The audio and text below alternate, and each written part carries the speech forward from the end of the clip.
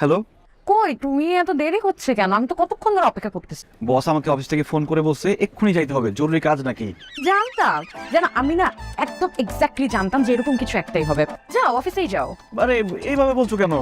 কাজ করাটা জরুরি না বলো? আমার মনে হয় কি তোমার হচ্ছে একটা ডিসিশন নেওয়া দরকার, হয় আমি আদারওয়াইজ তোমার অফিস। আমাকে আর ফোনও দিবা না, আমার সাথে তোমার ব্রেকআপ। না না না please please please please please breakup করো না বেবি। বাবা তাড়াতাড়ি আসো, আব্বু চলে আসবে তো, তারপর বুঝতেছো কি হবে। চলে আসলে তাহলে আর গিয়ে লাভ কি? আসলে না আসে। না না আসো।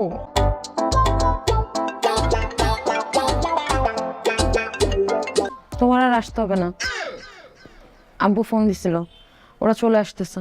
যাও তুমি তোমার কাজেই যাও। আব্বু আমার বাসায় চলে আসছে। আরে তোমার আব্বু আমারও চলে আসতে হইলো আজকে।